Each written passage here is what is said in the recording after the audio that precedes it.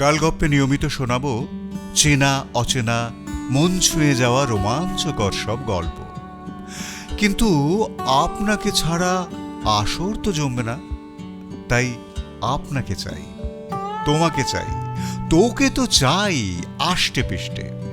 Subscribe করে bell আইকনটা click করে দিলেই মেতে উঠবো গালগপ্পে, সবাই একসঙ্গে।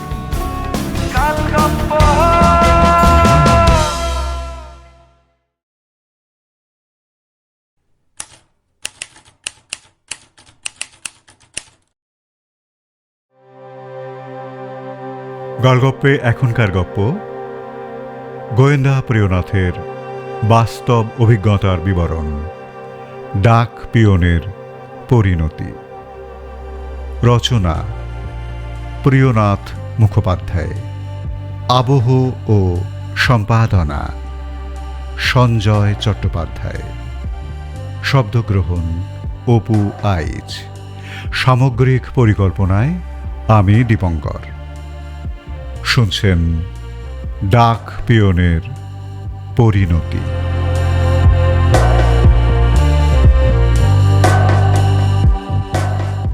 ইংরেজির 1883 খ্রিস্টাব্দের মে মাসের ঘটনা। একদিন দুপুর 2টো নাগাদ খবর পেলাম পোস্ট অফিসের একজন ডাক পিয়ন অনেকগুলো টাকা পয়সা নিয়ে পালিয়েছে। খবরটা পেয়েই আমি সংশ্লিষ্ট ডাকঘরে গিয়ে হাজির হলাম।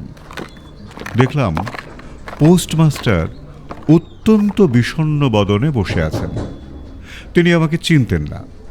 নিজের পরিচয় দিয়ে বললাম, আমার নাম প্রিয়নাথ মুখোপাধ্যায়, পুলিশ কর্মচারী, লালবাজার থেকে আসছি। ও নমস্কার, বসুন। তিনি আমার দিকে একটা চেয়ার এগিয়ে দিলেন। আমি তাতে বসতে বসতে বললাম, আপনার পিয়ন পালালো কিভাবে? কত টাকা সরিয়েছে বলে মনে হয়? ঠিক কত টাকা যে সে নিয়ে পালিয়েছে সেটা এক্ষুনি বলা বেশ মুশকিল। শুধু নগদ টাকাই তো নয়, সঙ্গে আরও কিছু ছিল। যেমন? ডাকের ভিতরে মানি অর্ডার, পার্সেল, রেজিস্ট্রি চিঠি অনেক কিছুই থাকে। আমাদের নিয়ম অনুযায়ী সেগুলো বিলি করবার জন্য নির্দিষ্ট এলাকার পিয়নদের দিয়ে দেওয়া হয়। যে পিয়ন আজ পালিয়েছে তার নাম রামচরিত্র দেওয়ারি। বড়বাজারের ভেতর একটা অংশ এবং কাটরাও তার এলাকার মধ্যে পড়ে। সেই এলাকার সমস্ত জিনিসপত্রগুলো নিয়ে সকাল 10টা নাগাদ সে এখান থেকে বেরিয়ে যায়। তার মধ্যে কতগুলো কি ছিল? রেজিস্ট্রি চিঠি তো ছিল 100-র ওপর। বিভিন্ন লোকের নামে মানি অর্ডার যা ছিল সব মিলিয়ে অন্তত 2000 তো হবেই।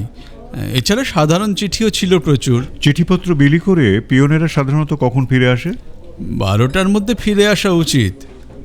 এক এক করে সকলেই ফিরে এলো, এক ওই রামচরিত্র ছাড়া। যখন দেখলাম 1টা বেজে গেল তবুও সে ফিরল না বা তার কোনো খবরও পেলাম না, তখন আমার ওপরওয়ালাদের জানালাম। এখন তো প্রায় 3টে বাজতে চলল, এখনও পর্যন্ত তার কোনো সন্ধান নেই। এমতো অবস্থায় তাকে সন্দেহ না করে আর কী বা ভাববো বলুন তো? হঠাৎ করে অসুস্থ হয়ে পড়েনি তো? তাহলে তো সে কাউকে দিয়ে খবর পাঠাবে, আর যদি রাস্তাঘাটেও কোথাও পড়ে থাকে তাহলে সে খবরও এতক্ষণে আমরা পেয়ে যেতাম। তার বাসা কোথায়, সেখানে খোঁজ নিয়েছেন? সেখানেও লোক পাঠিয়েছিলাম, সে বাসাতেও যায়নি। পোস্টমাস্টারের সঙ্গে আমার কথাবার্তা চলাকালীন আরও কয়েকজন পুলিশ কর্মচারী সেখানে এসে উপস্থিত হলেন। তাদের মধ্যে 2জন উচ্চপদস্থ ইংরেজ কর্মচারীও রয়েছেন, একজন ইংরেজ এবং একজন মুসলমান অফিসার। পোস্টমাস্টারের সাথে কথা বলে আমি ইতিমধ্যে যা জানতে পেরেছিলাম তা উচ্চপদস্থ অফিসার 2জনকে জানালাম। সব শুনে ইংরেজ অফিসারটি অধস্তন কয়েকজন পুলিশ কর্মীকে ডেকে নিয়ে তাদের কয়েকজনকে হাওড়া স্টেশনে, 2জনকে শিয়ালদা স্টেশনে এবং বাকি 2জনকে গঙ্গার ঘাটে নজরদারি করতে পাঠিয়ে দিলেন। রামচরিত্রকে চেনে এমন একজন করে লোককে 3টি দলের সঙ্গেই দিয়ে দেওয়া হলো। মুসলমান অফিসারটি রামচরিত্রের চেহারার বিবরণ ভালো করে লিখে নিয়ে জায়গায় জায়গায় টেলিগ্রাফ করে দেওয়ার জন্য টেলিগ্রাফ অফিসের উদ্দেশ্যে রওনা দিলেন। সবাই চলে যাবার পর আমি আবার পোস্টমাস্টারের সঙ্গে কথা বলতে শুরু করলাম। জিজ্ঞাসা করলাম, রামচরিত্র এখানে কাজ করছে কতদিন হলো? সে অনেক দিনের পুরনো কর্মচারী, এখানে কাজ করছে, হ্যাঁ তা প্রায় বছর 20 তো হবেই। এখন সে যে এলাকায় চিঠি বিলি করছে, এই এলাকার দায়িত্বে সে কতদিন আছে? 5-7 বছরের কম হবে না। আচ্ছা, আজ যে পরিমাণ টাকা এবং রেজিস্ট্রি চিঠি বিলি করবার জন্য সে নিয়ে বেরিয়েছিল, এই পরিমাণ টাকা এবং রেজিস্ট্রি চিঠি সে এর আগে কখনো নিয়ে বেরিয়েছিল? এর থেকে অনেক বেশি টাকা আর রেজিস্ট্রি চিঠিও সে এর আগে বহুবার বিলি করেছে। পালাবে মনে করলে এর থেকে অনেক বেশি টাকা করে নিয়ে সে পালাতে পারত, তাই না? আজ যে তার কেন হঠাৎ এরকম মতিভ্রম হলো? আচ্ছা, আপনি তাকে যতদিন ধরে দেখছেন তাতে করে আপনার তাকে কিরকম লোক বলে মনে হয়? এতদিন তো তার কোনো দোষ ত্রুটি আমি দেখিনি, বরং তাকে বেশ পরিশ্রমী এবং বিশ্বাসী বলেই আমার মনে হতো। কিন্তু এখন তো দেখছি আমি লোক চিনতেই ভুল করে ফেলেছি। সে কোন দেশের লোক আপনি জানেন? তার বাড়ি বেলিয়া জেলায়, কিন্তু আমি তাকে কখনো দেশে যেতে দেখিনি। বহুদিন থেকেই স্ত্রী পুত্র নিয়ে এসে এখানেই বসবাস করছে। তাহলে আপনার ধারণা ডাকে আসা টাকা পয়সা ইত্যাদি আত্মসাৎ করবার উদ্দেশ্যেই রামচরিত্র পালিয়েছে? ব্যাপারটা বিশ্বাস করা একটু কঠিন ঠিকই, কিন্তু তার না ফেরার পেছনে আর কী বা কারণ থাকতে পারে বলুন? পোস্টমাস্টারের সাথে কথা বলে বুঝতে পারছি, শুধু তাঁরই নয়, এখানকার সবারই ধারণা রামচরিত্র সরকারি টাকা চুরি করে গা ঢাকা দিয়েছে। কিন্তু কেন জানি না আমার তা মনে হচ্ছে না। আমার কেবল মনে হচ্ছে হয়তো সে কোনোভাবে বিপদগ্রস্ত হয়ে আটকা পড়েছে, খবর দেওয়া সম্ভব হচ্ছে না। বললাম, দেখুন, আমি যদ্দূর জানি পিয়নেরা চিঠি বিলি করবার সময় একটা নির্দিষ্ট পথ ধরেই বিলি করবার কাজটা করে। একদিক দিয়ে শুরু করে আর এক দিক দিয়ে শেষ করে বেরোয়, এবং সাধারণত পারতপক্ষে তারা এই নির্দিষ্ট পথের পরিবর্তন করতে চায় না, কারণ এতেই তাদের কাজের সুবিধে। তো রামচরিত্র এখান থেকে বেরিয়ে কোন পথ ধরে কোন দিকে যেত সেটা আপনি বলতে পারবেন? না, তা আমি বলতে পারবো না। এখানকার কেউ সেটা বলতে পারবে বলেও আমার মনে হয় না, কারণ তার সঙ্গে কোনোদিনই অন্য কারোর যাওয়ার কোনো প্রয়োজন পড়েনি। আপনি বললেন প্রায় 7 বছর সে এই বিটে চিঠিপত্র বিলি করছে। হ্যাঁ, তা প্রায় 5-7 বছর তো হবেই। এর মধ্যে সে কখনো ছুটি নেয়নি? তার স্ত্রী পুত্র তো এখানেই থাকে, এর মধ্যে দেশেও কখনো যায়নি, তাই ছুটি নেওয়ার প্রয়োজন পড়েনি কখনো। দেশে না যেতে পারে, বেশি দিনের জন্য ছুটি নাও নিতে পারে, কিন্তু শরীর টরীর খারাপ বা নিজের কোনো কাজের জন্য কখনো? হ্যাঁ হ্যাঁ, তার মা মারা যাওয়ার পর একবার দিন 7-এর জন্য ছুটি নিয়েছিল। যদি কিছু মনে না করেন তো একটা কথা আপনাকে জিজ্ঞেস করতে চাই। হ্যাঁ বলুন না, মনে করবো কেন? আপনি যে কাজের জন্য এখানে এসেছেন সেই কাজ বাদ দিয়ে এসব বাজে কথায় সময় নষ্ট করছেন কেন? এখানে বসে বসে আমাকে জিজ্ঞাসাবাদ না করে এতক্ষণ যদি রামচরিত্রের সন্ধানে বেরোতেন, তাহলে হয়তো আসল কাজের কোনো একটা সুরাহা হলেও হতে পারতো বলে আমার মনে হয়। একজন পোস্টমাস্টারের কাজটা ঠিক কি সেটা কি আমি আপনার থেকে ভালো বুঝবো? আগে না, তা বুঝবেন না। এই কাজে আমি চুল পাকিয়ে ফেলেছি। ঠিক তেমনি আমার কাজটাও আপনার পক্ষে সবটা বুঝে ওঠা ঠিক সম্ভব হবে না। তবে আপনি যেটা বললেন সেটা নতুন কিছু নয়, এমন কথা আমাদের প্রায়ই শুনতে হয়। যাই হোক, এটা জানবেন যে বিনা উদ্দেশ্যে আমি আপনার সঙ্গে বাক্যালাপ করছি না।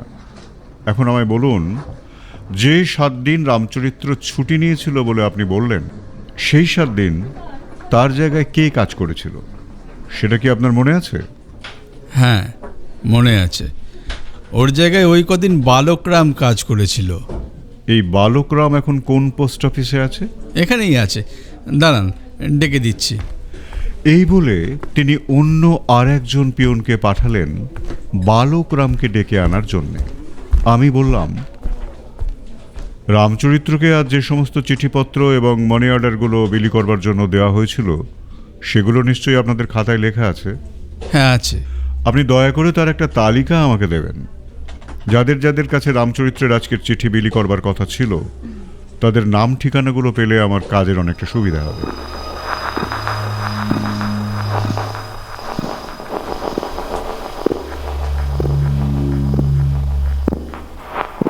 পোস্টমাস্টারের নির্দেশ মতো কিছুক্ষণের মধ্যেই একজন কর্মচারী নির্দিষ্ট তালিকাটি আমাকে তৈরি করে দিয়ে গেলেন।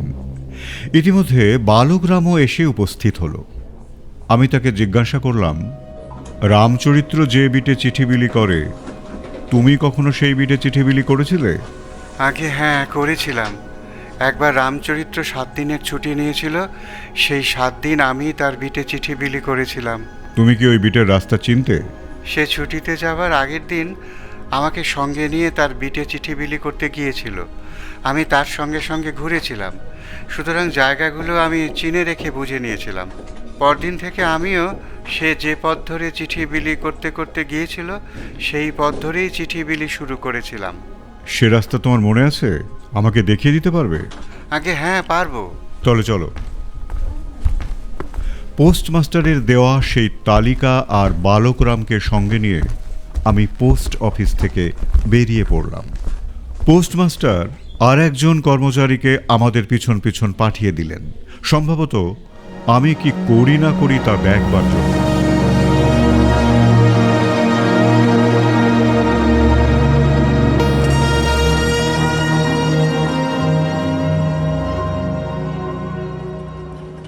বালকরাম আমাকে সঙ্গে নিয়ে কটন স্ট্রিটের ভেতরে ঢুকল।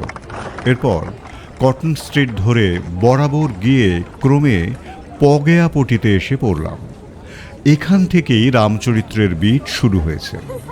পগেয়াপটির মোড়ে দাঁড়িয়ে বালকরাম বলল, এখান থেকেই রামচরিত্র চিঠি বিলি করা শুরু করত। বেশ, এখান থেকে শুরু করে যে যে জায়গা দিয়ে তুমি চিঠি বিলি করতে করতে যেতে, সেই রাস্তা ধরেই আস্তে আস্তে হাঁটো। আমি তোমার পিছন পিছন যাচ্ছি। পোস্টমাস্টারের দেওয়া রেজিস্ট্রি চিঠি এবং মানি অর্ডারের তালিকাটা পকেট থেকে বার করে বালকরামের পেছন পেছন হাঁটতে লাগলাম। হাঁটতে হাঁটতে কাটরার গেটের কাছে এসে হাজির হলাম। তালিকা অনুযায়ী দেখলাম পগেয়াপটির মোড় থেকে কাটরা পর্যন্ত এই জায়গাটুকুর মধ্যে মোট 5খানা রেজিস্ট্রি চিঠি ও 2খানা মানি অর্ডার বিলি করার কথা। একে একে এই 7 জনের কাছেই গেলাম। তাদের জিজ্ঞাসা করে জানতে পারলাম রামচরিত্র সকাল 9টার পরই ওই সমস্ত জায়গায় এসে প্রত্যেককেই যার যার নামে আসা চিঠি, রেজিস্ট্রি চিঠি এবং মানি অর্ডার বিলি করে কাটরার দিকে চলে গিয়েছে। এরপর আমি কাটরার ভেতরে ঢুকলাম। তালিকায় রয়েছে এখানকার মোট 8-10খানা রেজিস্ট্রি চিঠি এবং 5-7খানা মানি অর্ডার রামচরিত্রের কাছে ছিল। তার মধ্যে 1খানা ছিল 3 তলার এক ব্যক্তির এবং বাকিগুলো সবই 2 তলার কোনো না কোনো দোকানদারের। একে একে 2 তলার সমস্ত দোকানদারের কাছেই গেলাম। তারা জানালো যে রামচরিত্র পেয়ন প্রতিদিনের মতো আজও এখানে এসে চিঠি বিলি করে চলে গেছে। আমার তালিকা অনুযায়ী প্রত্যেকেই তাদের চিঠি, মানি অর্ডার সব কিছু পেয়ে গেছে। মনে মনে ভাবলাম, পোস্টমাস্টার বাবুর অভিযোগ তার মানে সত্যি নয়। টাকা পয়সা নিয়ে রামচরিত্র পালায়নি। আমার দৃঢ় ধারণা হলো যে কোনো কারণেই হোক সে ফিরতে পারেনি। যাই হোক, 2 তলায় খোঁজ খবর সেরে এবার 3 তলায় এলাম। এখানে গঙ্গাবিশনের নামে একটা রেজিস্ট্রি চিঠি ছিল। গঙ্গাবিশন যে ঘরে থাকে সে ঘরখানা দেখলাম বাইরে থেকে তালা দেওয়া রয়েছে। বুঝলাম গঙ্গাবিশন কোনো কাজে বেরিয়ে গেছে। সুতরাং তিনি তাঁর চিঠিটি পেয়েছেন কিনা সেটা আর জানতে পারলাম না। তবে 2 তলার সবাই যেহেতু তাদের চিঠিগুলো পেয়ে গেছে, তাই ধরেই নেওয়া যায় যে গঙ্গাবিশন নামের এই ব্যক্তিও তাঁর চিঠি পেয়ে গেছেন। এরপর কাটরা থেকে বেরিয়ে এসে অন্যান্য যে সমস্ত জায়গায় আজ রামচরিত্রের যাওয়ার কথা ছিল, একে একে সেই সমস্ত জায়গায় গিয়ে খোঁজ নিতে শুরু করলাম। কিন্তু যার কাছেই গেলাম তিনি জানালেন যে আজ কোনো পিয়নের কাছ থেকেই কোনো চিঠিপত্র বা মানি অর্ডার তিনি পাননি। এখান থেকেই অনুসন্ধান এক নতুন বাঁক নিল। বুঝতে পারলাম কাটরার পর থেকে রামচরিত্র আর কোথাওই যায়নি। অর্থাৎ তার কাছে থাকা চিঠিপত্র, মানি অর্ডার ইত্যাদির সবগুলোই সে বিলি করেনি। এবার মনের মধ্যে একটা দোলাচল শুরু হলো। তাহলে কি পোস্টমাস্টার বাবুর ধারণাই ঠিক? নানান কথা ভাবতে ভাবতে আবার পোস্ট অফিসেই ফিরে এলাম। পোস্টমাস্টার বাবু হেসে বললেন, এবার আপনি সন্তুষ্ট তো? এখন বুঝতে পারছেন নিশ্চয়ই আসল ঘটনা কি। প্রথমে যদি আমার কথাটা মেনে নিতেন তাহলে এতটা সময় মিথ্যে নষ্ট হতো না। যাক, ভুল যা করবার করে ফেলেছেন, সব নিয়ে ভেবে আর সময় নষ্ট করবেন না, কাজে লেগে পড়ুন। দেখুন রামচরিত্রকে ধরে আনতে পারেন কি না। পোস্টমাস্টার বাবুর কথা শুনে প্রচণ্ড রাগ হলো। মনের ভাব গোপন করে বললাম, আপনি বুঝদার মানুষ, আপনার কথাই শিরোধার্য। রামচরিত্রের সন্ধান পেলেই আপনাকে জানিয়ে যাব। এই বলে পোস্ট অফিস থেকে বেরিয়ে পড়লাম। তখন সন্ধে উত্তীর্ণ হয়ে গেছে। আর কোথাও না গিয়ে বাসায় ফিরে এলাম। ঠিক করলাম কাল সকাল থেকে আবার অনুসন্ধান শুরু করব।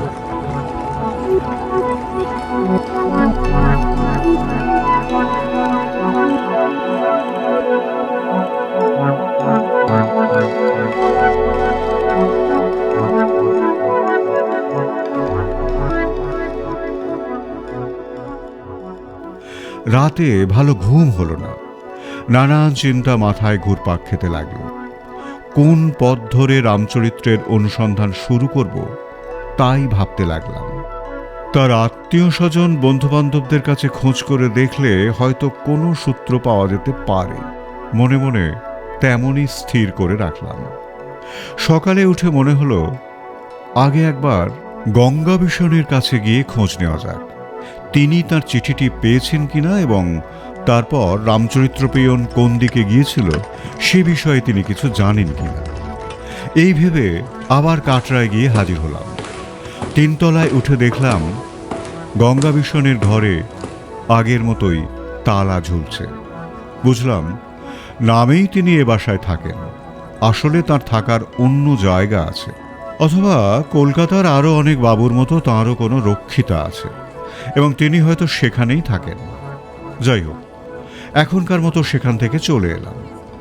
অন্যান্য কিছু কাজকর্ম মিটিয়ে আবার 9টা নাগাদ একবার সেখানে গেলাম এবং দেখলাম ঘরে একই রকমভাবে তালা ঝুলছে, অর্থাৎ গঙ্গাবিষণ তখনও ফিরে আসেনি। তখন সেখানে অন্যান্য যাদের দেখতে পেলাম তাদের কাছে গঙ্গাবিষণের কথা জানতে চাইলাম। তারাও কোনো সন্ধান দিতে পারল না। একজন বলল, এই তো কদিন হলো ভদ্রলোক ঘরটা ভাড়া নিয়েছেন, সব সময় এখানে থাকেন না। এখানে তার কোনো কাজ কারবার তো দেখি না, কখন আসেন কখন যান তার কোনো স্থিরতা নেই। আর সময় নষ্ট না করে এখান থেকে বেরিয়ে পড়লাম। ভাবলাম আমি চাইছি রামচরিত্রকে খুঁজে বার করতে, গঙ্গাবিষণের খোঁজে আমার কি লাভ।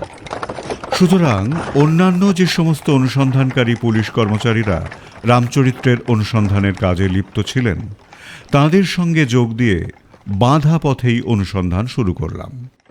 কলকাতা এবং তার আশপাশে রামচরিত্রের পরিচিত লোকজন এবং বন্ধুবান্ধবদের খুঁজে বার করে জিজ্ঞাসাবাদ শুরু করলাম। এই করতে করতে বেলা প্রায় 4টে বেজে গেল। কেন জানি না এইসবের মধ্যেই গঙ্গাবিষণের কথাটাও বারবার মাথার মধ্যে খচখচ করতে লাগলো। যতই মনে করি উনি আর ভাবব না, ততই যেন ভাবনাটা মাথার মধ্যে গেড়ে বসতে থাকে। সুতরাং ঘুরতে ঘুরতে আবার আমাকে সেই গঙ্গাবিষণের বাসাতেই ফিরে আসতে হলো। তখন 4:30 বাজে। গঙ্গাবিষণের ঘর তালা বন্ধই রয়েছে। শুনলাম আজ এখনো পর্যন্ত একবারের জন্য তিনি বাসায় আসেননি। কোনোই যুক্তিসঙ্গত কারণ নেই, তবুও ঘরের ভিতর কি আছে তা দেখবার জন্য একটা অদম্য কৌতূহল জন্মালো। পায়ে পায়ে কাছে এগিয়ে গিয়ে দরজায় হাত রাখতেই পাল্লা দুটো সামান্য ফাঁক হয়ে গেল। ওই ফাঁকের ভেতর দিয়ে ঘরের ভেতরটা একবার দেখবার চেষ্টা করলাম। অন্ধকারে প্রথমটায় কিছুই দেখতে পেলাম না।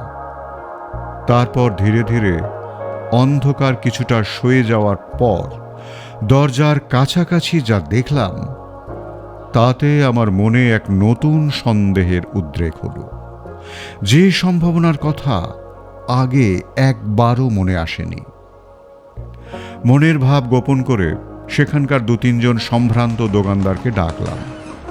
তারা প্রথমে কাজ ফেলে আসতে চাইল না, কিন্তু পরে নিজের পরিচয় দিতে সকলেই একে একে এসে হাজির হলো।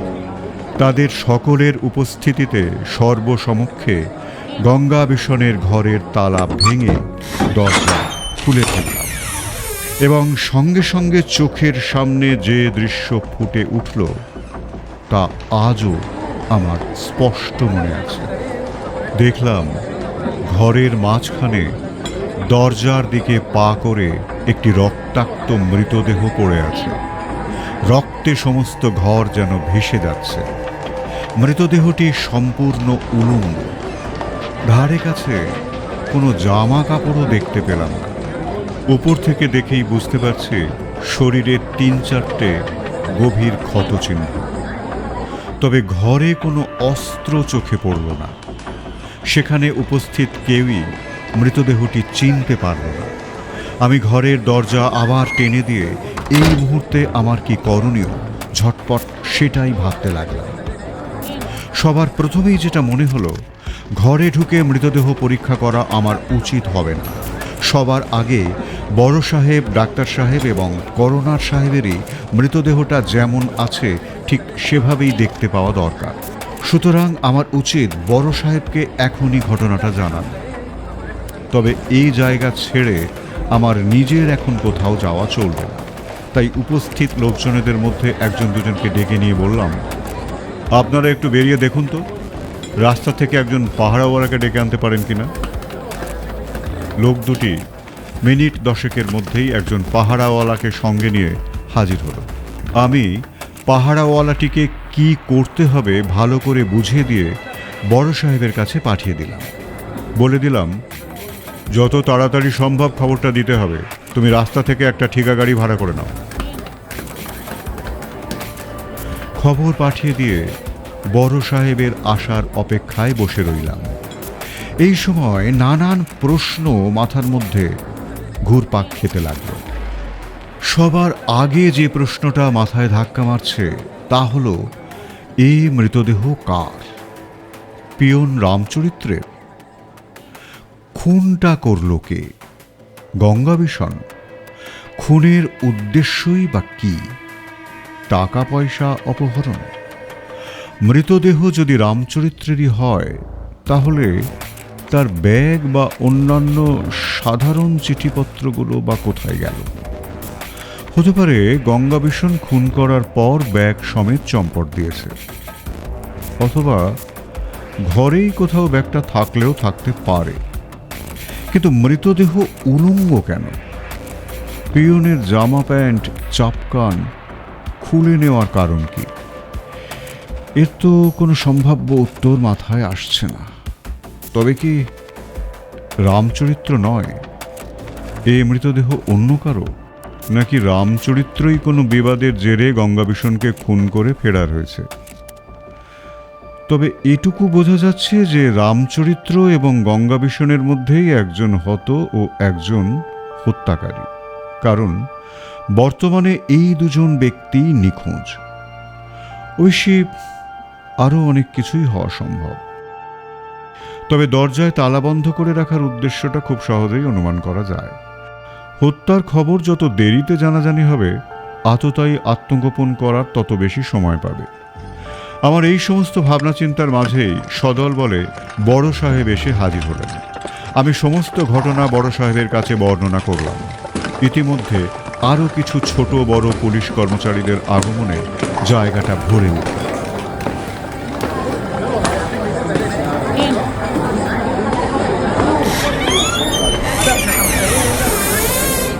দরজা ঠেলে বড় সাহেব ঘরের ভেতরে ঢুকলেন।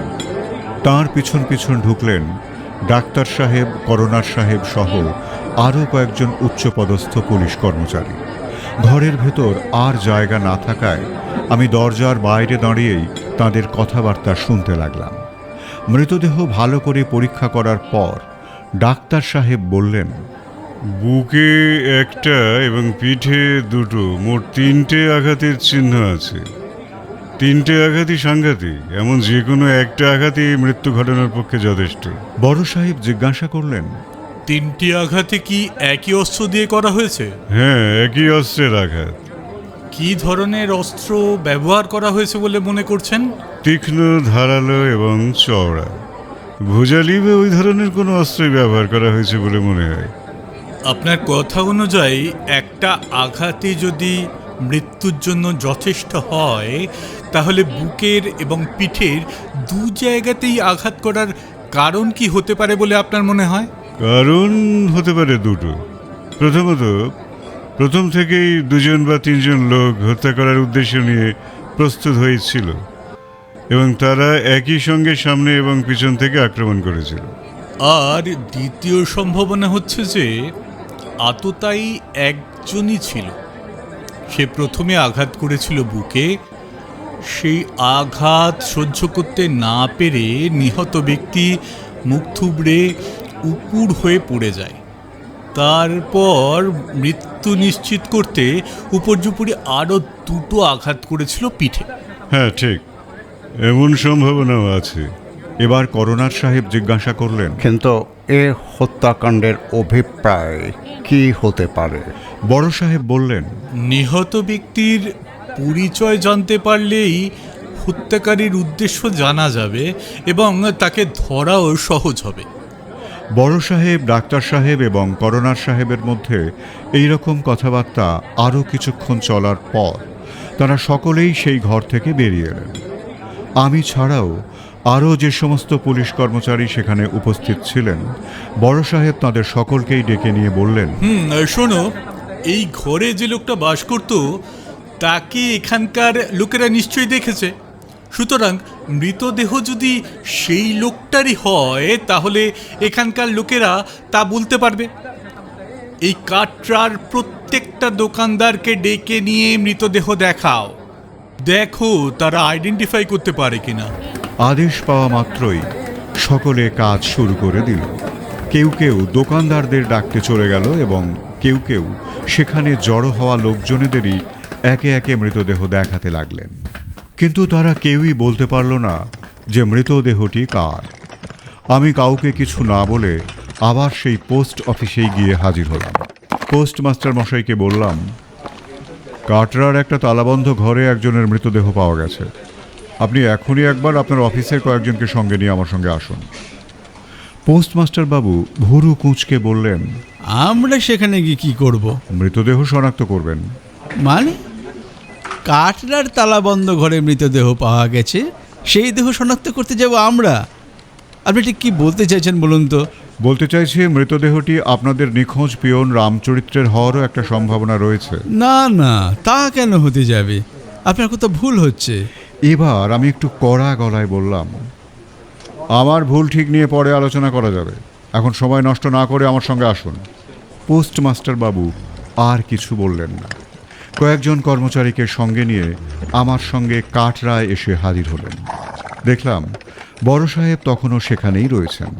পোস্টমাস্টার বাবুকে সঙ্গে নিয়ে আমি ঘরের ভেতরে ঢুকলাম। মৃতদেহটি দেখেই তিনি প্রায় চিৎকার করে বলে উঠলেন, আরে এ তো আমার পিয়ন রামচরিত্র তেওয়ারি। এর এমন সর্বনাশ করলো কে? কে কে কে খুন করলো? এর জামা কাপড়ই বা কে খুলে নিল? এই আপনার পিয়ন রামচরিত্র। হ্যাঁ মশাই, আমি যে ভেবেছিলাম সব ভুল। রামচরিত্র সরকারি টাকা নিয়ে পালায়নি। এ তো মনে হচ্ছে টাকার লোভে তাকেই কেউ খুন করে রেখে গেছে। পোস্টমাস্টারের কথা শুনে বড় সাহেব ঘরের ভেতরে এসে ঢুকলেন। ডাক্তার সাহেব এবং করোনা সাহেবও ঢুকলেন। অবশেষে মৃতদেহ শনাক্ত করা গেল। ডাক্তার সাহেব ও করোনার সাহেব মৃতদেহটি আর একবার পর্যবেক্ষণ করে এবং পোস্টমাস্টার বাবুর সাথে কিছুক্ষণ কথাবার্তা বলে সেখান থেকে প্রস্থান করলেন। এরপর মৃতদেহ পোস্টমর্টেমে পাঠিয়ে দিয়ে বড় সাহেবের নির্দেশ মতো এবং পরামর্শ অনুযায়ী আমরা খুনির অনুসন্ধানে লিপ্ত হলাম।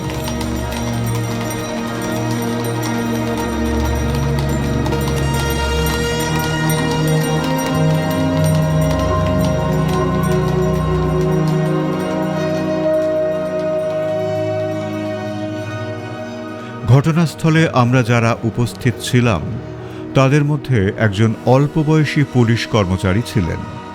ছোকরা বেশ চৌখস এবং পরিশ্রমী, ভাবনা চিন্তাও বেশ গোছালো। লক্ষ্য করে দেখেছি আমার প্রতি তার একটা দুর্বলতা আছে, আমার মতামতের প্রতি তার অগাধ আস্থা। কাছে এগিয়ে এসে বললেন, স্যার, এই ঘরে যে লোকটি বাস করত তার নাম ছাড়া লোকটি সম্পর্কে আমরা আর কিছুই জানি না। যার কাছ থেকে ঘরটা ভাড়া নিয়েছিল তার সঙ্গে কথা বললে তো লোকটি সম্পর্কে আরও অনেক কিছু জানা যেতে পারে। হ্যাঁ, ঠিকই বলেছ, তবে তার আগে ঘরখানা একবার ভালো করে দেখে নিতে হবে। ঘরে ঢুকে আমরা ঘরের দরজা জানলাগুলো আগে সব খুলে দিলাম, ফলে ঘরটা বেশ আলোকিত হয়ে উঠল। প্রথমেই চোখে পড়ল ঘরের একদিকে রাশিকৃত ছেঁড়া চিঠি পড়ে আছে। তার মধ্যে রেজিস্ট্রি চিঠি, বেয়ারিং চিঠি, মানি অর্ডার, খবরের কাগজ, পার্সেল প্রভৃতি সবই আছে। একদিকে চিঠি তো আরেকদিকে তার ছেঁড়া খাম। একদিকে ছেঁড়া খোলা পার্সেল তো অন্যদিকে তার ওপরের মোম জামা পড়ে আছে। ডাকচুরি যে এই হত্যার উদ্দেশ্য এবং এই ঘরের বাসিন্দা গঙ্গাবিশনী যে হত্যাকারী, এ বিষয়ে আমাদের মনে আর কোনো সন্দেহ রইল না। এক এক করে চিঠির নাম ঠিকানাগুলো দেখে বুঝলাম সবই রামচরিত্রের এলাকাভুক্ত লোকজনেদের চিঠি। চিঠিগুলো পড়তে শুরু করলাম। একে একে সমস্ত চিঠি পড়া শেষ হলে সেই সমস্ত চিঠির মধ্যে নগদ, চেক, হুন্ডি প্রভৃতি সব মিলে হত্যাকারী মোট কত টাকা আত্মসাৎ করেছে তার একটা হিসেব নির্ধারণ করা সম্ভব হলো। ছেঁড়া চিঠিপত্রের স্তূপের মধ্যে গঙ্গাবিশনের নামে লেখা একটা খামও পাওয়া গেল। এই চিঠিটা বিলি করার উদ্দেশ্যেই পিয়ন রামচরিত্র এই ঘরে এসেছিল এবং এখানেই মৃত্যু তার জন্য ওঁত পেতে অপেক্ষা করছিল। হ্যাঁ, হত্যা পূর্ব পরিকল্পিত বলেই মনে হচ্ছে, কারণ খামের ওপরের শিলমোহর দেখে বুঝলাম চিঠিটা এই শহরেরই বড় পোস্ট অফিস থেকে পোস্ট করা হয়েছে। খামটা জুনিয়র সহকর্মীকে দেখিয়ে বললাম, কি বুঝছো? হ্যাঁ, বুঝেছি স্যার। এটা একটা ফাঁদ হতে পারে, রামচরিত্র পিয়নকে এখানে নিয়ে আসার একটা কৌশল। ঠিক, কাছাকাছির মধ্যে টাকা কিংবা রেজিস্ট্রি চিঠি কেউ এভাবে পোস্ট করে পাঠায় না। আমি অন্তত কলকাতায় যতদিন আছি তার মধ্যে এমন ঘটনা দেখেছি বলে তো মনে পড়ছে না। অর্থাৎ গঙ্গাবিশন নিজেই নিজের নাম লেখা চিঠিটা পোস্ট করেছিল, যাতে সেই চিঠি বিলি করার জন্য রামচরিত্র তার কাছে আসে। অর্থাৎ গঙ্গাবিশন জানতো কাটরার চিঠি রামচরিত্র বিলি করে এবং রামচরিত্র পিয়নের কাছে মোটা টাকার মানি অর্ডার ও অন্যান্য জিনিসপত্র থাকে। এ তো ধুরন্ধর লোক। তা তো বটেই। এখন দেখা যাক ধুরন্ধরের ঘরে আর কি পাওয়া যায়। ঘরের ভেতরেই রামচরিত্রের ছেঁড়া খোঁড়া রক্তাক্ত জামা কাপড় এবং চামড়ার ব্যাগটাও পাওয়া গেল। ব্যাগটার পাশেই দেখলাম একটা টিনের বাক্স রয়েছে।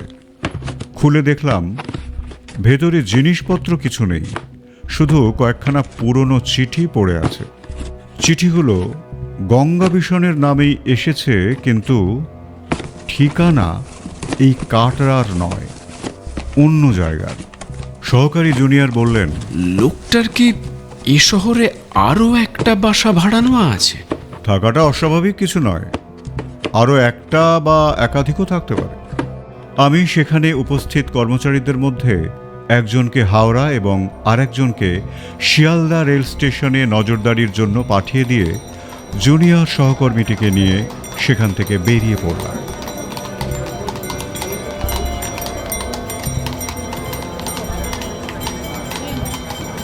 খবর নিয়ে জানলাম কাটরার ঘরের যিনি মালিক তিনি নিজে ভাড়া দেওয়া কিংবা ভাড়া আদায় করবার কাজকর্মটা করেন না। এই সমস্ত কাজের ভার দেওয়া আছে তাঁর সরকার হরিবোলের ওপর। এই হরিবোল সরকার আমাদের জানালো, আগে কাটরারও ঘরখানা তো এই কিছুদিন আগে চিনসুগ্রাম নামে এক ব্যক্তি ভাড়া নিয়েছিল। একসঙ্গে একেবারে 3 মাসের ভাড়া আগাম দিয়ে রেখেছিল, তাই তার সম্পর্কে আর বিশেষ কিছু খোঁজ খবর নিয়ে রাখিনি। হিসেবের খাতায় শুধু নামটাই লেখা আছে, আর তো কিছু লেখা নেই। এ কথা শুনে আমার জুনিয়র সহকর্মী বললেন, বাসা ভাড়া নিয়েছিল চীন শুক্রাম আর বাস করত গঙ্গাবিশন। এই চিনসুকরাম আর গঙ্গাবিশন একই ব্যক্তি নয় তো? এরপর গেলাম বড় বাজারের ভেতর পায়রাটোলার গলিতে। কাটরার ঘরে টিনের বাক্সের ভেতর গঙ্গাবিশনের নামে যে চিঠিগুলো পেয়েছিলাম তাতে এই ঠিকানাই লেখা ছিল। ঠিকানা অনুযায়ী নির্দিষ্ট বাড়িটা খুঁজে বার করলাম। বাড়ির মালিক জানালেন, এই 2 মাস হলো গঙ্গাবিশন আমার বাড়ির একটা ঘর ভাড়া নিয়েছিল। তবে সে নিজে এখানে থাকেনি, মাঝে মধ্যেই নানান জিনিসপত্র এনে ঘরের ভেতরে রেখে দিত, আবার কখনো কখনো সেগুলো নিয়েও যেত। আজ 3 দিন হলো সে ঘরটা ছেড়ে দিয়েছে, তার জিনিসপত্র সব বের করে নিয়ে গেছে। এ কথা শুনে আমি জিজ্ঞাসা করলাম, আপনি এই গঙ্গাবিশনকে কতদিন ধরে চেনেন? যবে থেকে সে আমার বাড়ি ভাড়া নিয়েছিল, এই মাস 2 হবে। এর আগে আপনি তাকে চিনতেন না? আগে না। সে কিভাবে জানলো যে আপনি ঘর ভাড়া দেন? বোধহয় কারোর কাছে শুনে থাকবে, সে হঠাৎ করেই এসে হাজির হয়। সঙ্গে আর কে ছিল? কেউ না, সে একাই ছিল। পরেও কোনোদিন কেউ কখনো তার সঙ্গে আসেনি? না, সে একাই আসতো। এ বাড়িতে সে কখনো রাত কাটিয়েছিল? না। আপনি বললেন সে জিনিসপত্র এনে ঘরে রাখতো, আবার নিয়েও যেত। তো কি জিনিস আনতো আপনি কখনো দেখেছেন? হ্যাঁ, ওই 3 তাকে 2-3টে করে বাক্স আনতে দেখেছি। সেসব বাক্স নিজেই নিয়ে আসতো? হ্যাঁ, সে নিজেই আনতো, তবে বাক্সগুলো মুটেরা বয়ে আনতো। এই 3 দিন আগে যখন জিনিসপত্রগুলো নিয়ে তিনি চলে গেলেন, তখন কিভাবে সেগুলো নিয়ে গেলেন? মুটে ডেকে এনেছিল সামনের মোড় থেকে। সে মুটেকে আপনি চেনেন? গলির মুখের মোড়ে তাকে অনেক সময় দেখেছি, দেখলে হয়তো চিনতে পারবো। আপনি কি এখন একবার আমার সঙ্গে আসতে পারবেন? ওই গলির মোড়ে তাকে দেখতে পেলে আমাকে যদি একবার চিনিয়ে দেন তো আমার খুব উপকার হয়। বাড়িওয়ালা ভদ্রলোক আমার অনুরোধে আমার সঙ্গে আসতে সম্মত হলেন। তাকে সঙ্গে নিয়ে আমি এবং আমার জুনিয়র সহকর্মী যখন গড়ির মুখটায় এসে পৌঁছেছি, ঘটনাচক্রে ঠিক তখনই একজন মুটে তার ঝাঁকা সমেত উল্টো দিক থেকে এসে সেখানেই রাস্তার এক ধারে বসে পড়ল। তাকে দেখে বাড়িওয়ালা বললেন, হ্যাঁ, আমার মনে হচ্ছে এই লোকটাই হবে, এই সেদিন গঙ্গাবিশনের মোট বই নিয়ে গিয়েছিল। এ কথা শুনে আমি সেই মুটিয়াকে ডাকলাম। সে কাছে আসতেই কিছু না বলে বাড়িওয়ালা ভদ্রলোকের সঙ্গে আবার গলির ভেতর ঢুকে তার বাড়ির দিকেই হাঁটা লাগালাম। মুটে ভাড়া পাবার আশায় আমার পেছন পেছন আসতে লাগলো। বাড়িওয়ালা ভদ্রলোকের বাড়ির কাছে এসে আমি বললাম, 3 দিন আগে এই বাড়ি থেকে কয়েকটা বাক্স প্যাঁটরা নিয়ে গিয়েছিলে, তোমার মনে আছে তো? কেন বলুন তো, কি হয়েছে? আমি বা অন্য কোনো লোক যদি তোমার সঙ্গে না যায়, তাহলে কয়েকটা জিনিস এখান থেকে আবার সেখানে নিয়ে যেতে পারবে? পারবো বই কি, 3 দিন আগেই তো গেছি, বলবো কেন? ঠিক মনে আছে তো? বড় দেখি কোথায় গিয়েছিলে? কয়লাঘাটায়ের মাল গুদামে। কোন মাল গুদামে? ওই তো রেঙ্গুনে যাবার মালপত্র যেখানে নিয়ে গিয়ে রাখে সেখানে। বেশ, তাহলে তোমার সব ঠিকঠাকই মনে আছে দেখছি। আচ্ছা, এখন তাহলে তুমি যাও।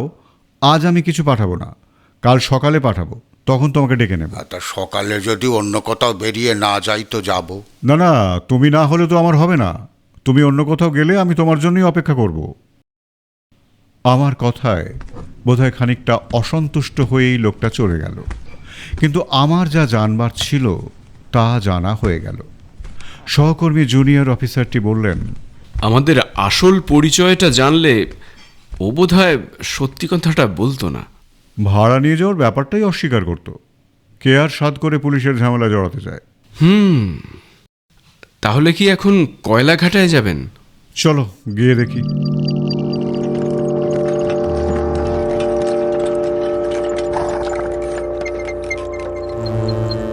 কয়লাঘাটায় পৌঁছে রেঙ্গুনে কোনো জিনিস পাঠাতে হলে যেখান থেকে নিয়ে যায় সেখানে অনুসন্ধান করে জানা গেল যে 3 দিন আগে গঙ্গাবিশন নামক এক ব্যক্তি কয়েকটি জিনিস এখান থেকে রেঙ্গুনে পাঠিয়েছে এবং রেঙ্গুনে পৌঁছানোর পর সেখান থেকে গঙ্গাবিশন নামক ওই ব্যক্তি মাশুল দিয়ে জিনিসগুলো ছাড়িয়ে নেবে।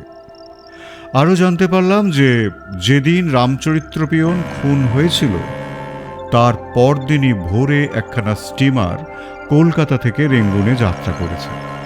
জুনিয়র সহকর্মীটিকে বললাম, অর্থাৎ মালপত্র সমেত খুনি উধাও, আটঘাট বেঁধে বেশ গুছিয়েই কাজ করেছে। তিনি বললেন, কিন্তু স্যার, তাহলে চিনসুকরামকে? ওটা একটা ধাপ্পা, ও নামে আসলে কেউ নেই। হ্যাঁ, বুঝেছি স্যার। পায়রাটোলার ঘরটা ভাড়া নিয়েছিল গঙ্গা বিশন নামে, কিন্তু সেখানে নিজে থাকতো না, মালপত্র রাখত। নিজে থাকতো কাটরার ঘরে, সেটা আবার ভাড়া নিয়েছিল চিনসুকরাম নামে। আর রামচরিত্র খুন হলো এই কাটরার ঘরেই। সুতরাং রামচরিত্রের খুন হিসাবে আমরা খুঁজে বেড়াবো চিনসুকরামকেই। আর সেই সুযোগে গঙ্গাবিশন বামাল পাড়ি জমালো রেঙ্গুনে। অত্যন্ত ধুরন্ধর খুনি। এখন তাহলে কি করণীয়? আমাদের অনুসন্ধানের ফলাফলটা বড় সাহেবকে জানানো।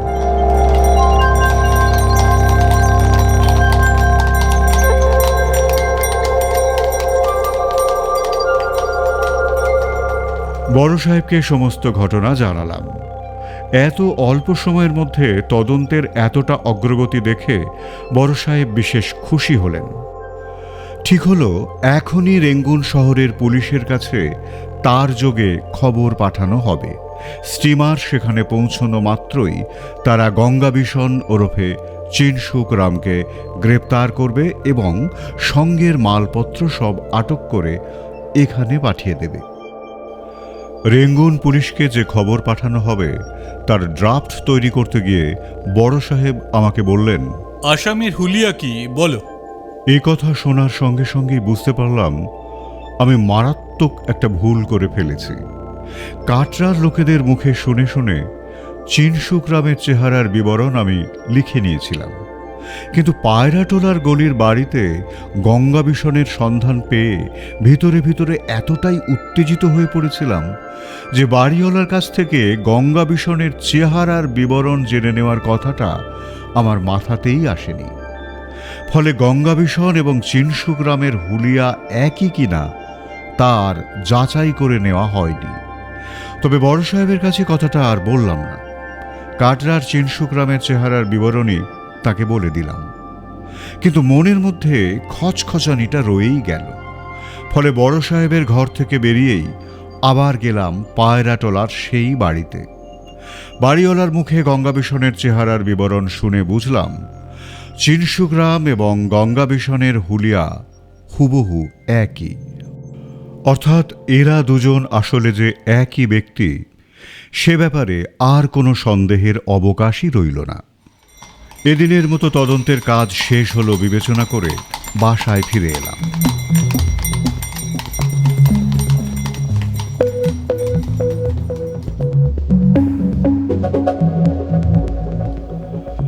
বাসায় ফিরে এলাম বটে, কিন্তু রাত্রি 10টা নাগাদ হঠাৎ বড় সাহেব ডেকে পাঠালেন। খবর পাওয়া মাত্রই তাঁর সঙ্গে গিয়ে দেখা করলাম। তিনি আমার অপেক্ষাতেই অফিসে বসেছিলেন। আমাকে দেখেই বলে উঠলেন, মুখুজি, গঙ্গাবিশন ওরফে চিনসুকরামের খবর তুমি আমাকে একরকমভাবে বললে। তোমার কথায় বিশ্বাস করে আমি রেঙ্গুনে তার করলাম, কিন্তু এখন আবার তো নতুন একটা খবর শুনছি। কি খবর স্যার? তিনি আমাকে ইশারায় পাশের ঘরে যেতে বললেন। পাশের ঘরে গিয়ে দেখলাম যে পুলিশ কর্মচারীটিকে আমি হাওড়া স্টেশনে পাঠিয়েছিলাম তিনি বসে আছেন। তাকে জিজ্ঞাসা করলাম, কি হে, এত রাতে আবার তুমি কি খবর নিয়ে এসেছো? আসামির খোঁজ পেয়েছি। কি খোঁজ পেয়েছো? হাওড়া স্টেশনে অনুসন্ধান করে জানতে পেরেছি যে যেদিন রামচরিত্র খুন হয় সেদিনই ভোরে চিনসুকরাম মোট বেঁধে কতগুলো জিনিস এলাহাবাদে পাঠিয়েছে। জিনিসগুলো এলাহাবাদে পৌঁছলে সে নিজেই সেগুলো সেখান থেকে ছাড়িয়ে নেবে।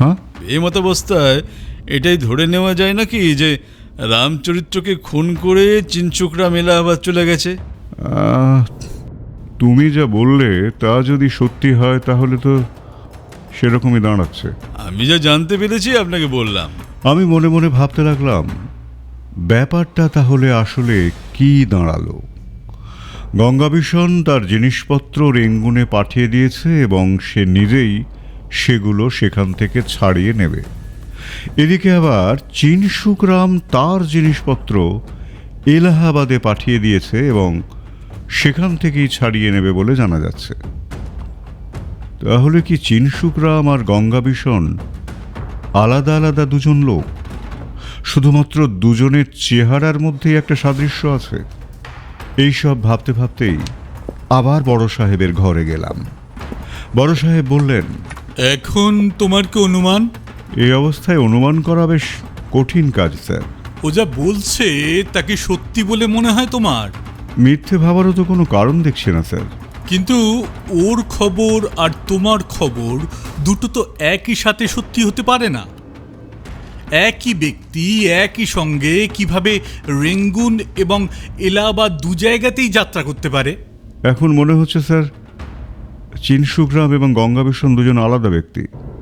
এদের বয়স এবং চেহারায় হয়তো সাদৃশ্য আছে। তাহলে তোমার মতে দুজন আলাদা আলাদা লোক দুটি পৃথক জায়গায় গেছে। এই মুহূর্তে এটা ছাড়া আর অন্য কিছু তো ভাবা যাচ্ছে না স্যার। বেশ, তাহলে রেঙ্গুনে তো খবর পাঠানোই হয়েছে। এখন এলাহাবাদে একজনকে পাঠাবার ব্যবস্থা করো, তাহলে দুজনকেই আটক করা যাবে।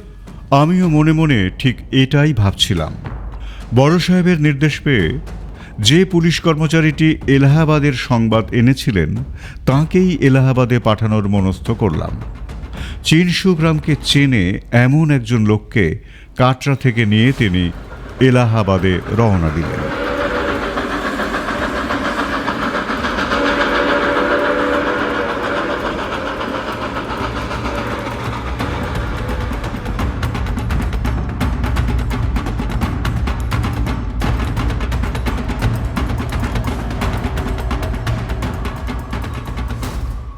কয়েকদিন পর এলাহাবাদ থেকে খবর এলো যে চিনসুকরামের পাঠানো দুটো বাক্সই এলাহাবাদে গিয়ে পৌঁছেছে, কিন্তু বাক্স দুটো নেবার জন্য এ যাবৎ কোনো লোক সেখানে আসেনি। কয়েকদিন অপেক্ষা করবার পর রেল কর্মচারীদের সামনে বাক্স দুটো ভেঙে ফেলা হয় এবং দেখা যায় যে বাক্সের মধ্যে ভরা আছে ছেঁড়া পুরনো বাতিল কতকগুলো জামা কাপড়। খবর শুনে অবাক হয়ে আমার জুনিয়র অফিসারটি বললেন, এসবের মানেটা সোজা। এখন আমি নিশ্চিত চিনসুকরাম এবং গঙ্গাবিশন একই লোক। এই ব্যাপারে আর কোনো ভুল নেই। আমাদের বিপথে চালিত করবার জন্যই তার এই খেলা। সহকারী জুনিয়র আমার মুখের দিকে হাঁ করে তাকিয়ে রয়েছেন দেখে বললাম, বুঝতে পারলে না? বোধহয় বুঝেছি। অপরাধী জানতো যে আমরা চিনসুকরামের অনুসন্ধান করলেই এলাহাবাদে তার পাঠানো বাক্সের খবরটা পেয়ে যাব এবং তাকে ধরবার জন্য তার বাক্স ধাওয়া করে আমরা এলাহাবাদ ছুটব, আর সেই সুযোগে সে নির্বিঘ্নে আমাদের হাত এড়িয়ে পৌঁছে যাবে আরও দূর দেশে। তাহলেই বুঝে দেখো কেমন ধূর্তের অনুসন্ধানে আমরা নেমেছি। সত্যি এর বুদ্ধির প্রশংসা না করে পারা যায় না। প্রত্যেকটা মানুষ নিজেকেই বেশি বুদ্ধিমান বলে মনে করে। আমি নিজেও তার ব্যতিক্রম নই। তাই মুখে লোকটার বুদ্ধির প্রশংসা করলেও মনে মনে বেশ একটু গর্ব অনুভব করলাম। ভাবলাম, যতই চালাকি করো না কেন, আমাকে টেক্কা দেবার ক্ষমতা তোমার নেই। তোমার সব চালাকি আমি ধরে ফেলেছি। এভাবে মনে মনে যখন নিজেই নিজের বুদ্ধির তারিফ করছি, ঠিক তখনই আমার হাতে আর একটা টেলিগ্রাম এলো। বড় সাহেব সেটা আমাকে পড়ে দেখবার জন্য পাঠিয়েছেন। টেলিগ্রামটা পড়ে আমার গর্বের ফানুস একেবারে চুপসে গেল। কারণ সেখানা পড়ে জানতে পারলাম রেঙ্গুনেও এলাহাবাদের ঘটনারই পুনরাবৃত্তি ঘটেছে। সেখানেও যথাসময়ে গঙ্গাবিশনের পাঠানো বাক্স পৌঁছেছে, কিন্তু কেউ তা নিতে আসেনি এবং যথারীতি পুলিশ কয়েকদিন অপেক্ষা করবার পর বাক্স খুলে ফেলে এবং পুরনো বাতিল জামাকাপড় ছাড়া আর কিছুই পায় না। এছাড়া ওই নির্দিষ্ট স্টিমারে খোঁজ নিয়ে জানা যায় যে গঙ্গাবিশনের নামে কিংবা গঙ্গাবিশনের মতো দেখতে এমন কোনো লোকই ওই স্টিমারে যাত্রা করেনি। জুনিয়র সহকর্মী বললেন, এ তো সাংঘাতিক ভয়ঙ্কর লোক। কিন্তু সে গেল কোথায়? এলাহাবাদেও যায়নি, রেঙ্গুনেও নয়। তাহলে অনেক ভাবনা চিন্তা করেও কোনো কুল কিনারা পেলাম না। এখন যে কোন সূত্র ধরে কোন পথে এগোবো কিছুই ভেবে পেলাম না। কোনো হাতামাতা না পেয়ে আবার একবার পায়রাটোলার গলিতে গিয়ে হাজির হলাম। সেই বাড়ির মালিককে ডেকে জিজ্ঞাসা করলাম, আচ্ছা, আপনি একটু ভালো করে ভেবে বলুন তো, গঙ্গাবিশন যতদিন পর্যন্ত আপনার ঘরটা নিয়ে রেখেছিল তার মধ্যে অন্য কোনো লোকের সাথে তাকে এখানে আসতে দেখেননি? একথা শুনে বাড়িওয়ালা ভদ্রলোক আমাকে পাল্টা প্রশ্ন করলেন। আচ্ছা, তার আগে আপনি আমাকে বলুন তো, গঙ্গাবিশন সম্পর্কে আপনি এত কিছু জিজ্ঞাসা করছেন, বারবার এখানে আসছেন, আপনার উদ্দেশ্যটা কি? এবার আমি নিজের পরিচয় দিয়ে সংক্ষেপে তাকে সমস্ত ঘটনাটা জানালাম। সব শুনে ভদ্রলোক বেশ ঘাবড়ে গেলেন, ভীত গলায় বললেন, না মশাই, আমি তো তাকে আগে কখনো দেখিনি, তার সঙ্গে অন্য কাউকে এখানে আসতেও দেখিনি। দেখুন, আপনাকে দেখে আমার বেশ বিচক্ষণ এবং বুদ্ধিমান মানুষ বলেই মনে হচ্ছে, তাই আপনার কাছেই জানতে চাইছি, এই গঙ্গাবিশনকে কিভাবে খুঁজে বার করা যায় বলুন তো। কি বলবি বলুন দেখি। এখানে তার সঙ্গে কাউকে আসতে না দেখলেও তাকে রাস্তায় কোনো লোকের সাথে কথা বলতে দেখেছেন, কিংবা কারোর বাড়িতে যেতে দেখেছেন, বা কোনো বাড়ি থেকে বেরোতে দেখেছেন, এমন কিছু মনে পড়ছে না? তেমন কিছু মনে পড়ছে না, তবে যেন একদিন বোধহয় সন্ধ্যের পর তাকে আমি শ্যামাবাইয়ের গলির মোড়ে পানওয়ালির দোকানের সামনে দাঁড়িয়ে থাকতে দেখেছি। সেটা কতদিন হবে? তা সে দিন কুড়ি হবে। সে যে ঘরে থাকতো সেই ঘরখানা একবার দেখা যাবে? হ্যাঁ, নিশ্চয়ই, আসুন আমার সঙ্গে। বাড়িওয়ালার সঙ্গে বাড়ির ভিতরে ঢুকলাম। বাড়িখানা নিতান্ত ছোট নয়, আরও অনেকেই এখানে ভাড়া থাকে। তারা বেশিরভাগই পশ্চিম দেশীয়। বাড়িওয়ালা একখানা ঘর দেখিয়ে বললেন, এই যে এই ঘরখানেই সে ভাড়া নিয়েছিল। ঘরখানা অন্ধকার অন্ধকার। আলো আনিয়ে ভালো করে দেখলাম, কিন্তু তদন্তের কাজে লাগতে পারে এমন কিছুই পাওয়া গেল না। ঘরের বাইরে এসে দেখলাম বাড়ির এবং বাইরেরও বেশ কিছু লোক উঠোনে দাঁড়িয়ে আছে। তাদের মধ্যে আমার একজন পরিচিত লোককেও দেখতে পেলাম। আমাকে দেখেই সে এগিয়ে এসে জিজ্ঞেস করলো, কার অনুসন্ধান করে বেড়াচ্ছেন স্যার? এই ঘরে যে থাকতো গঙ্গাবিশন নামের এক ব্যক্তি, তার সম্পর্কে কিছু জানো নাকি? জানলেই বা আপনাকে বলতে যাব কোন দুঃখে? সাত করে কেইবার পুলিশে ঝঞ্ঝাটে জড়াতে চাই বলুন। আমাকে যদি কেউ কোনো খবর দেয়, আমি যে তাকে কোনো রকম ঝঞ্ঝাটে পারতপক্ষে জড়াই না, এটা তো তুমি খুব ভালো করে জানো। আপনাকে জানি, অন্য পুলিশ সেটা কি করে সেটা তো আপনি ভালো করেই জানেন। এখানে তো আমিই আছি, অন্যদের কথা আসছে কেন? সে যাই হোক, লোকটার কোনো খবর যদি তোমার জানা থাকে তো তোমার উচিত কিন্তু আমাকে সেটা জানানো। ও উচিত বলেই তো এত কথা বলছি। এই বলে সে আমাকে একটু আড়ালে নিয়ে গিয়ে বলল, বলছি, গঙ্গাবিশনকে খুঁজছেন কেন বলুন তো? সে করেছেটা কি? কাটরায় যে খুনটা হয়েছে শুনেছ? হ্যাঁ, শুনেছি। সেই খুনটা করেছে গঙ্গাবিশন। কি সাংঘাতিক! বলছি, গঙ্গাবিশন খুন করেছে? না না না না, এটা কিন্তু আমার ঠিক বিশ্বাস হচ্ছে না স্যার। সে পরে দেখা যাবে। তার কোনো সন্ধান কি তুমি জানো? বিশেষ কিছু আমার জানা নেই, তবে শ্যামাবাইয়ের গলির মোড়ে খেলেবাড়ির দোকানের ওপর একজন মহিলার কাছে আমি তাকে কয়েকবার যেতে দেখেছি। মহিলাটির নাম কি জানো? রামপতিয়া, দেশ পশ্চিমে। এই খবরের সাথে বাড়িওয়ালার দেওয়া খবরের মিল রয়েছে। কাল বিলম্ব না করে রামপতিয়ার বাড়িতে গিয়ে হাজির হলাম।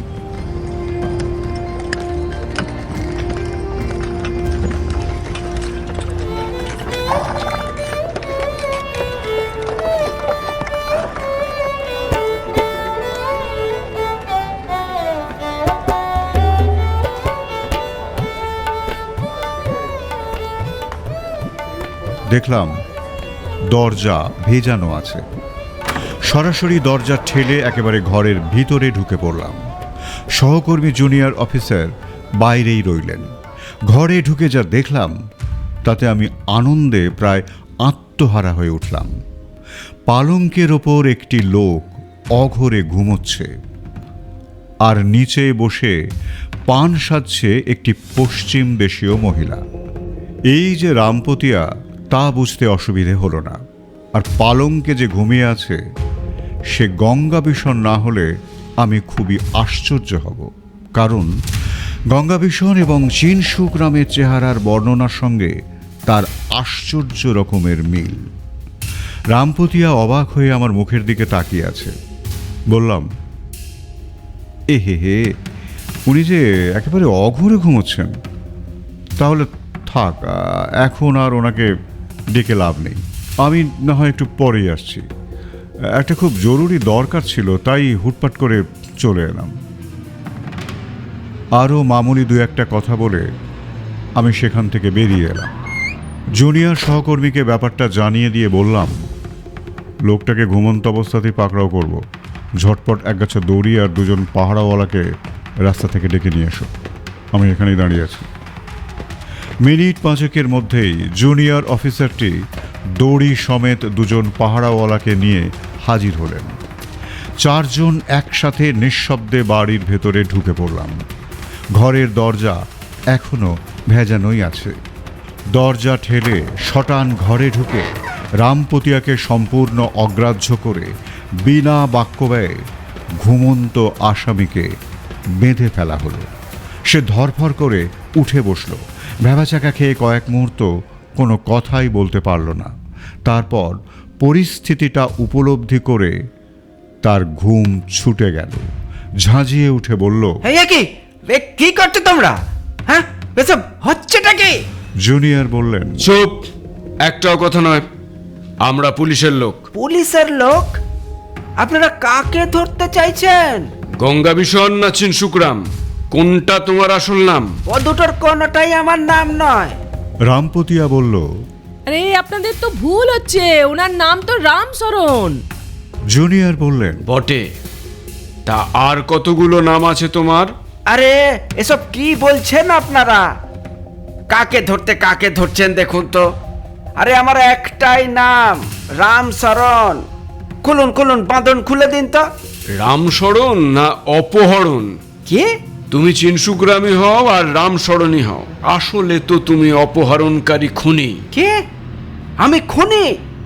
আপনারা একজনের দোষ আর একজনের ঘাড়ে চাপাচ্ছেন। খুব খারাপ করছেন আপনারা। আমি চিনসুগ্রাম নই, আমি গঙ্গা বিষণও নই। আমার নাম রামশরণ, রামশরণ। আপনারা কিন্তু চরম ভুল করছেন। এর খেসারত কিন্তু দিতে হবে আপনাদের। একবার মনে হলো সত্যিই কি আমরা ভুল করছি। গঙ্গাবিষণ ওরফে চিনসু গ্রামের সঙ্গে চেহারায় সাদৃশ্য আছে এমন লোক তো থাকতেই পারে। গঙ্গাবিষণ এপাড়ায় নতুন, সেই কারণেই হয়তো বাড়িওয়ালা ভদ্রলোক কিংবা আমার পরিচিত ওই লোকটি একে দেখে গঙ্গাবিষণ বলেই ভুল করেছে। তবুও গলা খাঁকারি দিয়ে একটু ঝাঁঝের সঙ্গেই বললাম, এই বড় বেশি কথা বলছো তুমি, এরপর অনেক কথা বলতে হবে, কিছুক্ষণ চুপ করে থাকো। এই বলে আমি পাহারাওয়ালা দুজনের মধ্যে একজনকে পায়রাটোলার গলির বাড়িওয়ালাকে ডেকে আনবার জন্য পাঠিয়ে দিলাম, আর একজনকে পাঠালাম কাটরা থেকে কয়েকজনকে ডেকে আনতে। কিছুক্ষণের মধ্যেই পায়রাটোলার বাড়িওয়ালা ভদ্রলোক হাঁপাতে এসে হাজির হলেন। দড়ি বাঁধা অবস্থায় আসামিকে দেখেই তিনি বলে উঠলেন, আরে এই তো গঙ্গাবিষণ। আরও খানিকক্ষণ পর সরকার হরিবোল সহ কাটরার লোকজনেরাও এসে হাজির হলো। হরিবোল সরকার মশাই ঘরে ঢুকেই যেন আঁতকে উঠলেন। বললেন, কি আশ্চর্য, এই লোকটাই তো আমার কাছ থেকে 3 মাসের ভাড়া আগাম দিয়ে ঘর ভাড়া নিয়েছিল। এরই নাম তো চিনসুগ্রাম। কাটরার প্রত্যেকেই তাকে চিনসুগ্রাম বলেই চিহ্নিত করল, কিন্তু লোকটার স্নায়ু বোধহয় অসম্ভব শক্ত। এখনো প্রতিবাদ করে বলে যাচ্ছে, দেখুন, কেউ বলছে গঙ্গা বিষণ, কেউ বলছে চিনসুগ্রাম। তাহলে আপনারা বুঝে দেখুন। আর বুঝে দেখার কিছু নেই, এবার খুঁজে দেখব। এই বলে রামপতিয়ার ঘর তল্লাশি শুরু করলাম, কিন্তু অপহরণ করা কোনো জিনিসই এ ঘর থেকে পাওয়া গেল না। ফলে রজ্জুবদ্ধ আসামির গলার জোর আরো বেড়ে গেল। চিৎকার করে সে বলল, আরে আপনারা কেন বিশ্বাস করছেন না যে আমার নাম রামচরণ? বিশ্বাস করছি তো, তোমার আর একটা নাম রামশরণ। আপাতত থানায় চলো, সেখানে আরো অনেকেই অনেক দিন ধরে তোমাকে স্মরণ করছে। আসামিকে গ্রেপ্তার করে থানায় নিয়ে যাওয়া হলো। এরপর কঠিন জিজ্ঞাসাবাদ এবং কঠোর অনুসন্ধানে গঙ্গাভিশন ওরফে চিনসুক রামের আরও একটা বাসার সন্ধান পাওয়া গেল এবং সেখান থেকেই নিহত রামচরিত্রের কাছ থেকে অপহৃত হওয়া প্রায় সমস্ত জিনিসই পাওয়া গেল। বিচারে গঙ্গাভিশন ওরফে চিনসুক রামের যাবজ্জীবন নির্বাসন দণ্ড হল। 20 বছরের জন্য তাকে আন্দামানে পাঠিয়ে দেওয়া হলো। সবকিছু চুকে বুকে গেলে আমার সহকর্মী জুনিয়র অফিসারটি বললেন, কি আশ্চর্য কাণ্ড! কোন কাণ্ড? আমরা আসামির খোঁজে এলাহাবাদ রেঙ্গুন ছুটে বেড়াচ্ছি, আর এদিকে আসামি আমাদেরই নাকের ডগায় নাকে তেল দিয়ে ঘুমোচ্ছে। ভাবা যায়? আসামি কি আর দুঃস্বপ্নে ভাবতে পেরেছিল যে ঘুমের ঘরেই তাকে গ্রেপ্তার হতে হবে? তবে যাই বলুন স্যার, লোকটা কিন্তু বুদ্ধিমান। না গো, বুদ্ধিমান নয়, ধূর্ত। বুদ্ধিমানরা জীবনটাকে অন্যভাবে সাজানোর চেষ্টা করে।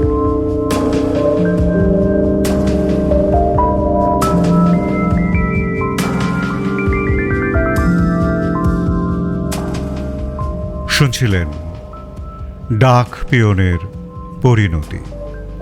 বিভিন্ন চরিত্রের সংলাপগুলো যারা বললাম, জুনিয়র সহকর্মী ও আসামি সঞ্জিত, পরিচিত ব্যক্তি ও পোস্টমাস্টার অপু, রামপতিয়া সঙ্গীতা, গল্পপাঠ এবং অন্যান্য কয়েকটি চরিত্রের সংলাপগুলো বলেছি আমি দীপঙ্কর। গালগপ্পে আবার দেখা হবে পরের গল্প নিয়ে। সবাই খুব ভালো থাকুন, সঙ্গে থাকুন। নমস্কার। ও হ্যাঁ, কেমন লাগছে সেটা জানাবেন কিন্তু।